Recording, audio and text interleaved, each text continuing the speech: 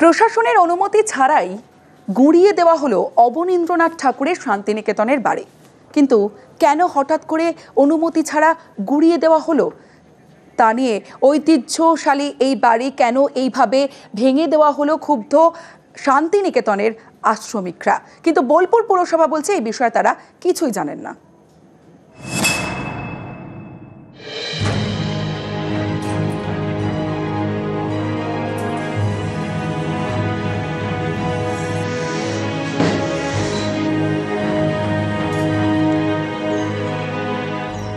বীরভূমে শান্তিনিকেতনের অবনপল্লী, এখানেই গুঁড়িয়ে দেওয়া হয়েছে অবনীন্দ্রনাথ ঠাকুরের বাড়ি।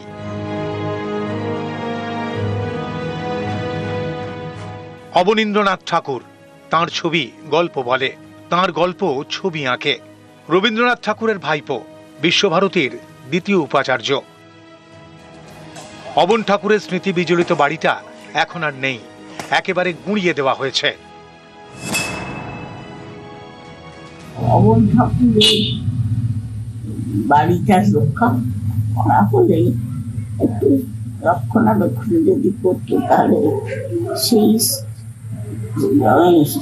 স্মৃতি রক্ষা করা হতো, এটা দিকে ভালো হতো।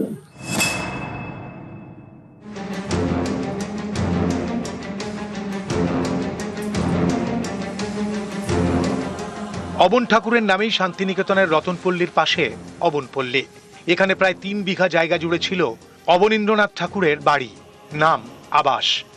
ঐতিহ্যশালী এই বাড়ি এখন ধ্বংসস্তূপ। রবিবার পুরোপুরি গুঁড়িয়ে দেওয়া হয়।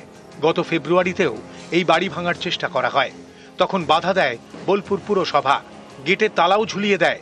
তারপরেও রবিবার ভাঙা হলো অবনীন্দ্রনাথ ঠাকুরের আবাস। গেটে বোলপুর পুরসভার তালা ঝুলছে, তাতে থোড়াই কেয়ার। পাঁচিল ভেঙে ভিতরে ঢুকে গুঁড়িয়ে দেওয়া হয়েছে ঐতিহ্যশালী অবন ঠাকুরের বাড়ি। আমরা ঘর মালিকের নির্দেশে এখন এসেছি, ও যার জায়গা মানে তাই সেই জিসিবি লাগাইছে, জিসিবি এসে বলে আমরা এসেছি। মানে যেটুকু ভাঙা ছিল বাকিটাও জেসিবি দিয়ে ভাঙলো। হ্যাঁ, আমাদের আবার কেউ আসেনি, পৌরসভাটা কেউ আসেনি। এই বাড়িটা তো পৌরসভা ভাঙতে নির্দেশ বারণ করেছিল। কাজ জানি না, আমরা কাজ করছি, আমরা কি জানবো, আমাদের লেবার মানুষ, বুঝতে পারছেন তো। এবার যা ঘর মালিক বলেছে আমরা এসেছি, কাজে লেগেছি। কি করে ভাঙলেন আজকে জিসিবি করে? হ্যাঁ, পাঁচিলটা ভাঙে। জানা গিয়েছে অবনীন্দ্রনাথ ঠাকুরের বংশধররা এই বাড়ি বিক্রি করে দিয়েছেন। যিনি কিনেছেন তিনি এই পুরনো বাড়ি ভেঙেছেন। কিন্তু এটা কি রোখা যেত না? অবনীন্দ্রনাথ ঠাকুরের বাড়ি কি বাঁচিয়ে রাখা যেত না? এ বিষয়ে বোলপুরের মহকুমা শাসকের দাবি। বাড়ির মালিকের পক্ষ থেকে পুরনো বাড়ি সংস্কারের জন্য আবেদন করা হয়েছিল। ভাঙার বিষয়ে কিছু জানানো হয়নি। পুরো কর্তৃপক্ষ ভাঙার অনুমতি দিয়েছিল কিনা জানা নেই। বোলপুর পুরসভার দাবি, তারা বাড়ি ভাঙার অনুমতি দেয়নি। তাহলে বাড়ি ভাঙা হলো কিভাবে? প্রশাসনের অনুমতি ছাড়াই কি অবনীন্দ্রনাথ ঠাকুরের আবাস গুঁড়িয়ে দেওয়া হলো? প্রশ্ন অনেকেরই। বোলপুর থেকে ইন্দ্রজিৎ রুজ, নিউজ 18 বাংলা।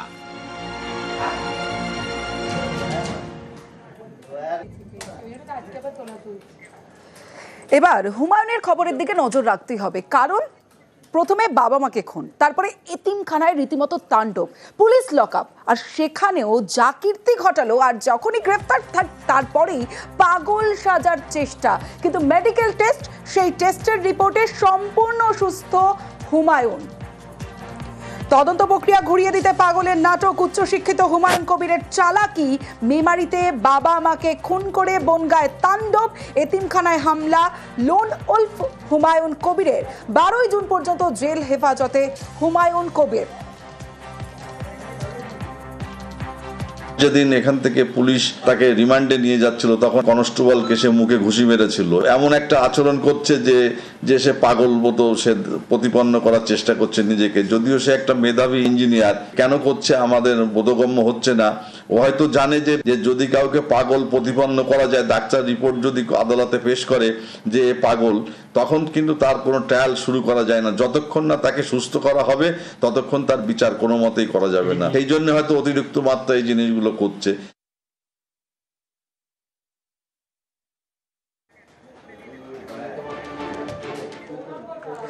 কিভাবে পাগল সাজার চেষ্টা করছে এই হুমায়ুন কবির, আসুন দেখি। দেখাচ্ছি লকআপের ভেতরের ছবি। মারমুখী হুমায়ুন লকআপের ভিতরে, বনগাঁ থানার লকআপে মারমুখী হুমায়ুন। সিসি ক্যামেরা, লকআপের যে সিসি ক্যামেরা, সেই ক্যামেরা ভেঙে ফেলেছে হুমায়ুন। মারধর করেছে পুলিশ অফিসারদেরও, ঘুষি মেরে একজনের চশমা ভেঙে ফেলেছে এই হুমায়ুন কবির।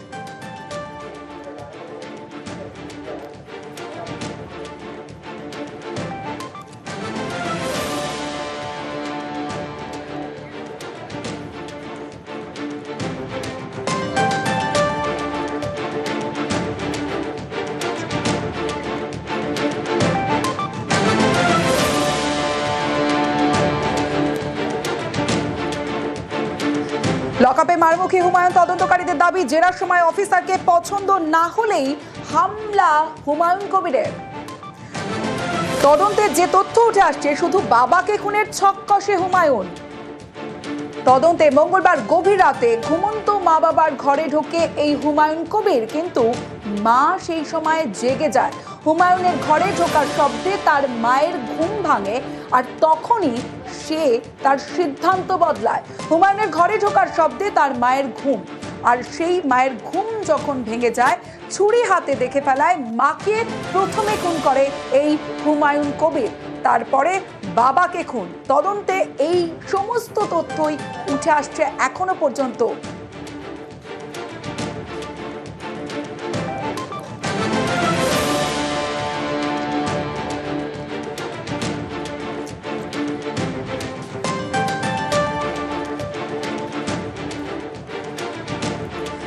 লোন উলফ হুমায়ুন দলছুট নেকড়ে একা একাই ঘোরে। অনেক সময় দলছুট নেকড়ে বেপরোয়া হয়ে ওঠে, একাই শিকারের উপরে ঝাঁপায় নেকড়ে। অনেক জঙ্গি একাই হামলা চালায়। জঙ্গিদের লোন উলফ মডেল, যেখানে সংগঠন নেই সেখানে একজন জঙ্গির হামলা, মৃত্যু ভয় উপেক্ষা করে একাই হামলা জঙ্গির। বিপদ জেনেও বেপরোয়া জঙ্গির হামলা, একা জঙ্গি হামলার মডেল লোন উলফ। ঘনিষ্ঠ মহলে জিহাদের জন্য তৈরি থাকার পরামর্শ হুমায়ুনের। জিহাদের জন্য অনলাইনে ছুরি কেনে এই হুমায়ুন কবির পড়শিদের, এমনটাই দাবি হুমায়ুনের। জঙ্গি যোগে পড়শিদের দাবি। বনগাঁর এতিমখানায় ছাত্রদের ইসলামিক জ্ঞানের পরীক্ষা নেয় হুমায়ুন কবির। ইসলামিক জ্ঞানের উত্তর না পেয়ে ছুরি কোপ হুমায়ুনের, যে সিসি ক্যামেরা ফুটেজে সামনে এসেছে।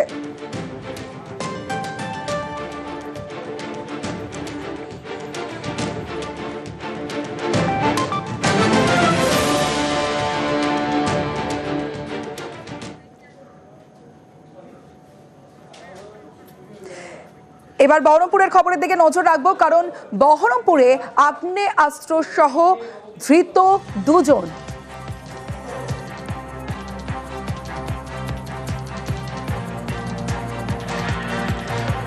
জেলা পুলিশের স্পেশাল অপারেশন গ্রুপের অভিযান, আর সেখানেই আগ্নেয়াস্ত্র সহ গ্রেপ্তার করা হয়েছে দুজনকে। বহরমপুরের পলাশডাঙ্গার ঘটনা। বহরমপুরে আগ্নেয়াস্ত্র সহ ধৃত দুই এবং জেলা পুলিশের স্পেশাল অপারেশন গ্রুপের অভিযান, এবং যেমনটা জানা যাচ্ছে ধৃতরা মালদার বৈষ্ণবনগরের বাসিন্দা।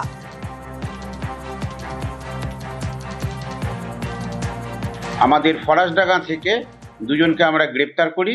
তাদের কাছ থেকে আমরা 5টা 7.65 ইম্প্রোভাইজড যে আমরা আর্মস পাই, এবং আমরা তাদের কাছ থেকে 10টি ম্যাগাজিন এবং 25 রাউন্ড আমরা 7.65 অ্যামুনিশন আমরা সিজ করেছি।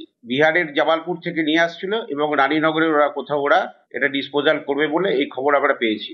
এই দুজন অবশ্যই কেরিয়ার, এরা নিয়ে আসছিল ওখান থেকে। একজনের হচ্ছে মালদা জেলার বৈষ্ণবনগর থানা, আরেকজন লোকাল রানীনগরে আছে মুর্শিদাবাদ জেলা। একজনের নাম আবু হেনা, আরেকজনের নাম শেখ সারিফুল। আমরা 10 দিনের পিসি প্রেয়ার করব। ভাগলপুরের অস্ত্র কারবারি এবার মুর্শিদাবাদে গ্রেফতার। ফারাক্কার একটি হোটেলে অভিযান, এবং সেই হোটেল থেকেই সত্যজিৎ ঘোষকে গ্রেফতার করেছে পুলিশ। আন্তঃরাজ্য বেআইনি অস্ত্র কারবারের চক্রে যুক্ত এই সত্যজিৎ, যাকে ইতিমধ্যেই গ্রেফতার করেছে পুলিশ, মুর্শিদাবাদে অস্ত্র দিতে এসেছিল এবং সেই সময়ে গ্রেফতার করা হয়েছে ফারাক্কার হোটেল থেকে, এবং রাজ্য পুলিশের এসটিএফ গ্রেফতার করেছে এই ধৃতকে এবং ইতিমধ্যেই 14 দিনের পুলিশ হেফাজতের নির্দেশ দেওয়া হয়েছে।